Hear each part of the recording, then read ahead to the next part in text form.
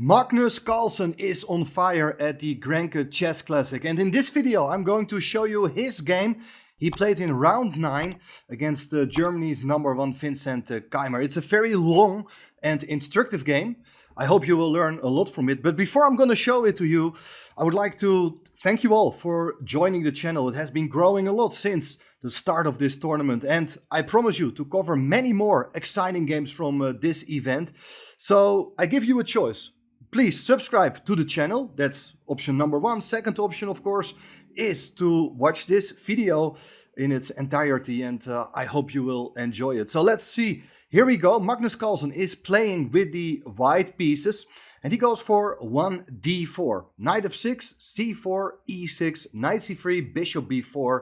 Vincent Keymer is playing very often the Nimzo Indian defense with the black pieces, and it's clear that Magnus had prepared something special for this occasion. He goes for the move knight f3, and here Keymer goes for the move d6. And this is an interesting moment, as not just only a few weeks ago, Vincent Keymer had this exact position against Gukesh in the Prague Masters tournament. In that game, Gukesh played the move queen c2.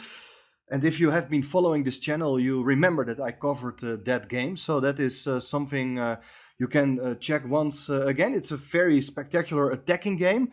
But it should be said, though, that Keymer didn't have a bad position at all in that game. So it's clear that Magnus was ready for the challenge, and instead he goes for the move g3. Now bishop takes on c3, so black is doubling the pawns on the c file. We have this interesting clash of vulnerable pawn structure, although you never know, maybe it's also quite a nice weapon to have an extra pawn in the center, which is compensated by white's bishop pair, and white is having quite a bit of space. So let's see how this evolves.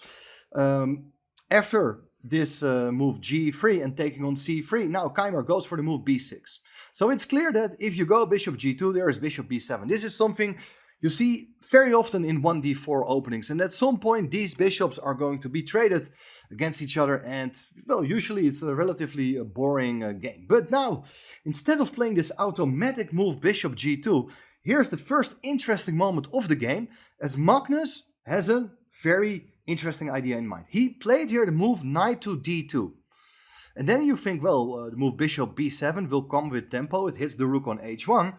But white plays here the move f3. And this move is aimed to fight for control in the center. So after the move e5, white is not going to react to black's move, because the pawn on c3 is defending the pawn on d4. But instead you're occupying the center with all your pawns. And after castling kingside, another very interesting moment, because this is one of these occasions in which you're having a very nice and powerful pawn center, but there's absolutely no need to fianchetto your light squared bishop any longer. So Magnus finds a much nicer square on d3, as on this square the bishop is supporting its pawn center much better as it would do on g2. So pretty sure this was still part of Magnus' his game plan. Knight c6, black is attacking the pawn on d4 for the second time, so knight goes to b3. But in itself, well, the knight on c6 is not looking too great, so it goes to e7. And after castling kingside, well, here we have a sort of blocked position, right? I mean, there's still some flexibility in the center, but black will not have that many chances to open up the game. So here the move h6 is played, kind of a useful move to discourage white from ever playing this move bishop g5. And here rook to b1. Interesting idea. So the rook is eyeing the bishop on b7, and I'm not sure there are immediate threats, but definitely it will be harder to play a move like c5 when there are ideas to take and take with a knight on c5. So black decides here to move the bishop to a6. This is a very typical move in a lot of Nimzo Indian structures, where you try to generate play against the pawn on c4, but since the knight on e7 is there and not on a5, for instance, there's not too much pressure against the pawn on c4, and perhaps something like bishop c8 would be a better plan to activate the bishop. The bishop can come to h3, for instance. So that doesn't look bad for black at all. But bishop a6 is played here, and now Magnus realizes that, okay, there is this opportunity to seize the initiative on the king side. So he goes for the move f4. Great idea, putting pressure against the pawn on e5. And if black is ever going to take, you're going to recapture with the g-pawn. And look at this tremendous pawn center. It's very difficult for black to deal with that. There are a lot of attacking ideas. White can march forward with that pawn. So black will keep that pawn on e5. That is very important, not allowing white to come forward with these pawns. So knight h7 is played.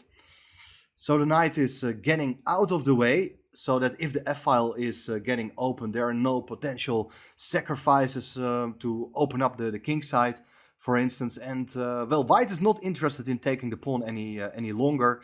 If you do so, you have two very ugly isolated double pawns. The knight will come to c6, and very soon the pawn on e5 will be taken. So that is not the plan, but instead white advances the pawn to f5. This is already a huge achievement, as giving yourself more space. It makes it easier for the other pieces to find the right squares.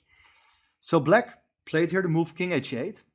And here, very interesting moment, as we have already talked about the space advantage. But how is white going to capitalize on that? Well, for me, it's very clear that white should look for attacking play on the king side. And you can do that by advancing your pawns, try to open up a file at some point. But opening up files only makes sense when your best pieces are already placed there. So in my opinion, the best move and the typical idea in these sort of positions is to bring the rook from the queen side to the king side. So this is a very typical maneuver. The second rank has been cleared. That's another advantage of having more space. And if the rook comes to g2, well, then you see that g4, h4, g5 can be played. This looks incredibly dangerous for black. But Magnus didn't play it.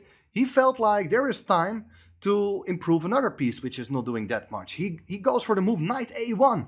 And now you may think, what is the knight doing there? Well, not too much.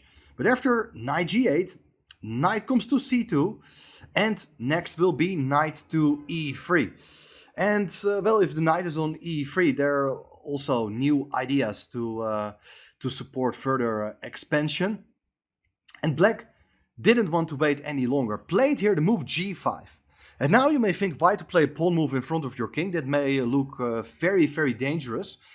But white is never going to take, of course, because then it will be much easier for black to consolidate and get the pieces into play, exchange some rooks at some point. So white is not going to take. Played here the move knight e3, knight f6, rook b2. Now the rook is coming over.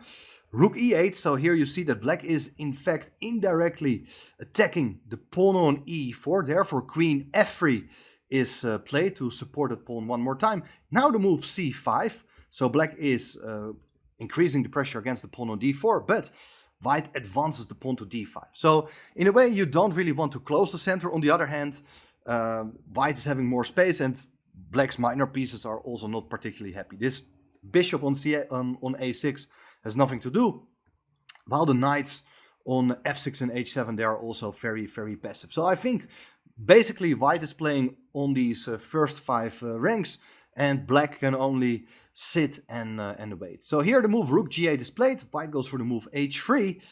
And after king to g7, black is now making a plan to transfer the king to a safer place. Because white here now goes for a4. At some point a move like a5 could be played. Black goes for bishop c8.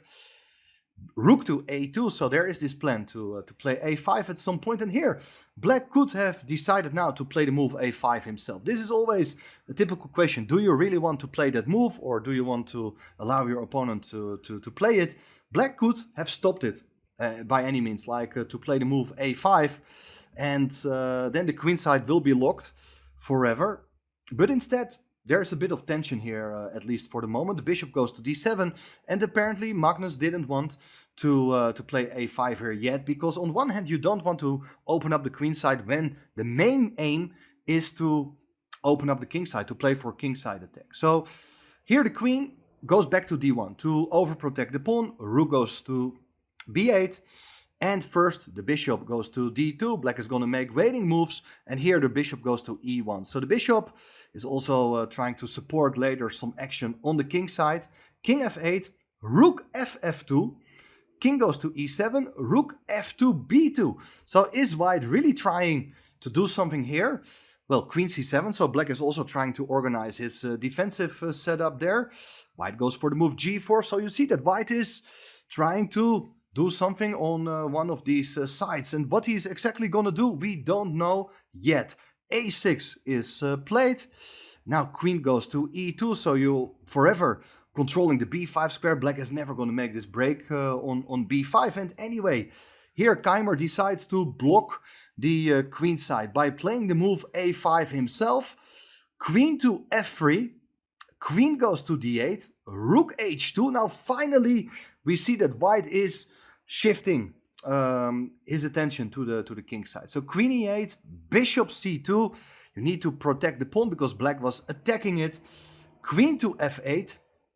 And before doing anything else, it does make sense to optimize your position. And one part of the plan is to find a better spot for the king. Because you want to open up the king side, your king shouldn't be there. King d8 is played, black does the same in fact. King d8, bishop to d1, king c7. So now the king is pretty safe in case the king side will be opened. Pawn on b6 is also defended, so attacking that pawn wouldn't make any sense. King e2, rook to b8, and here we see that white is also moving over his king to the queen side. And what is exactly the plan? We will soon see it. Queen g7, king c1, rook h8, rook h1. Great idea, because after rook b to g8, the other rook is coming over, and white is now finally threatening to play that move h4. Here, queen f8 is played, so black is intending to play queen e8 and introduce a new attack against the pawn on a4, but there's king b2, queen e8. Now the pawn is under threat, and look at this. White can now use its king to defend the pawn weakness. So now the queen side is okay, the pawn is well defended. Black should go back and focus on the action on the king side, and white is also going back with the bishop d2, queen e8, bishop c1, and you see how patiently Magnus is trying to further increase its position. And that's a very good and typical chess strategy, when also a good stress strategy. Just don't rush yourself. But you see that black is just not able to do much. Queen f8, knight goes to f1, queen e7, knight g3, so the knight is great, the bishops are looking great as well. Everything is ready for the final break. So queen f8 and now h4. Exactly, that's the move we were looking for. So here we see massive pressure on the h-file. What should black do? Well, maybe you can take on h4, and after rook takes, plant your knight on g5. That is not looking too bad at all. But black played here the move queen g7 instead. And here, queen to g2. Black is not interested in taking himself. Play the move bishop c8. And now finally, h takes g5. Finally, the first pawn capture of the game. So you take pawn takes pawn on g5. And question is, how are you going to take back? I mean, if you do take back with the pawn, the h-file is open and there is knight to h5 attacking the queen. If you do take that knight, there is rook takes h5, and there is a huge problem here because this knight on h7 cannot go away. If it moves, the pawn on g5 will be taken. If you do protect that pawn, there will be queen h2. And here we see the major pieces have been tripled on the h-file. After the knight goes back to f8, the rook on h8 can be taken as well. So this is a very difficult position, probably just lost position for black. So knight takes g5 is played. So here we see that there's a half open h-file and a half open g-file for black. But the pawn on h6 is much more of a weakness than the pawn on e4. And white is playing in a very concrete manner. Knight h5 anyway. Knights are getting exchanged here. Black plays the move f6. And now, very interesting moment as white goes for the move queen h2. Attacking the pawn on h6, but also giving up the protection of the pawn on e4. But if you ever gonna take, well, then the bishop can take on h6. So, difficult moment. I mean, black had to decide here either to take or just make a waiting move. But let's say if you just make a waiting move, let's say bishop to d7, taking on h6 doesn't have the desired effect because you take with a knight on e4 and black is holding on. So I guess that white's plan here after a waiting move would have been to take on g5 himself.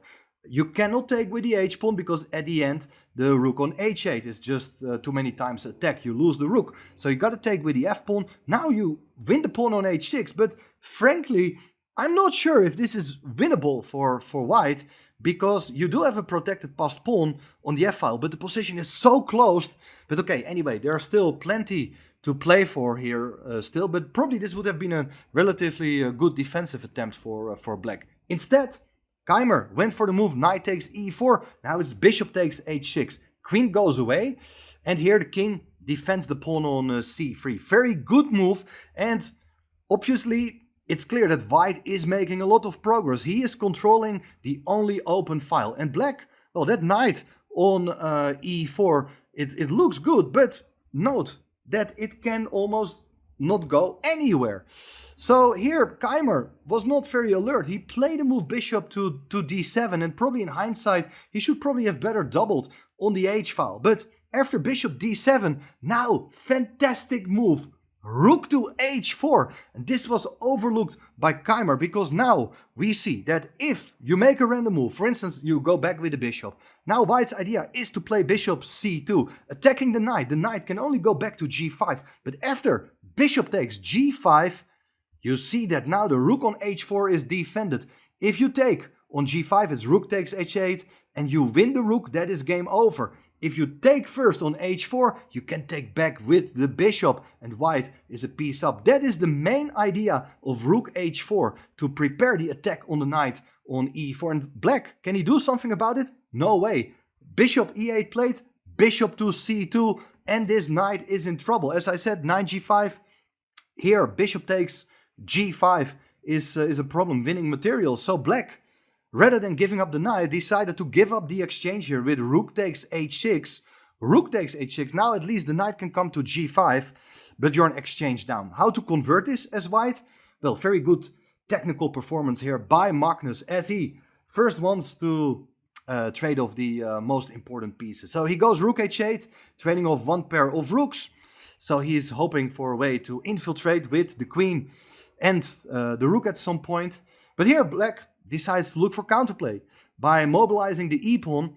The e-pawn is not dangerous at all. The queen can come back. Knight goes to f3, queen f4, attacking that pawn on e4. Knight goes back to g5, so that pawn is defended. King goes to b3, bishop to d7, rook to e1. And here you see that the pawn on e4 is under threat. Queen f8 is played, and this sets a little trap. Because if you're careless and take the pawn on e4, there is queen e8, and you don't want to give up the pawn on a4. If you move the rook, then the bishop on e4 can be taken. So before doing anything else, the pawn on e4 is not running away. You play here the move king to a3. Good move, so both the king and the bishop are defending that pawn. And one beautiful idea is that after something like queen to e8, the best move here for white is just make a waiting move. What is the idea, in fact? Well, you didn't want to take with the bishop, because then bishop can take on a4. But here, black wants to keep that battery of queen and bishop. But if the bishop moves, or the queen moves, then you can take on e4. If the knight goes away, it's exactly the same. So it's zugzwang. If the king goes somewhere, then the pawn on d6 will be taken. So here we see that black is in some sort of zugzwang. Queen h8 was played. Bishop takes e4 played here. And now queen to h3. The queen is looking for counterplay. But the king goes back. Everything is defended now. That's looking great. And well, you're looking for ways to infiltrate very soon with your rook. So queen h7 was played. I should point out actually that after something like bishop takes a4, there is just rook to h1, and the queen is trapped. So therefore queen h7. Now the bishop goes back, keeps the pawn defended, queen g7, and now still you have an extra exchange, an extra pawn, but rook e6 is still the way to break through here. Very nice idea. Giving back the exchange as you would like to transform your advantage. If you do take the knight with the knight for the rook, then you take back with the pawn, and it's game over. After bishop goes away, you have this breakthrough with g5. And even if you take with the pawn f6, counterattacking the queen, These two pawns are just way too strong. And also after bishop takes e6, d takes e6, there should eventually be a way for the queen to enter either via the long diagonal or the h-file. The bishop can support as well. It's technically winning because this protected passed pawn, it's really strong.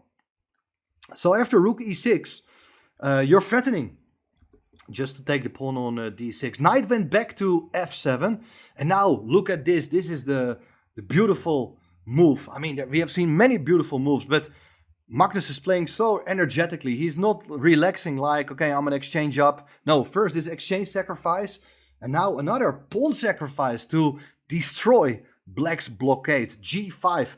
That pawn move seemed as if it was covered by black.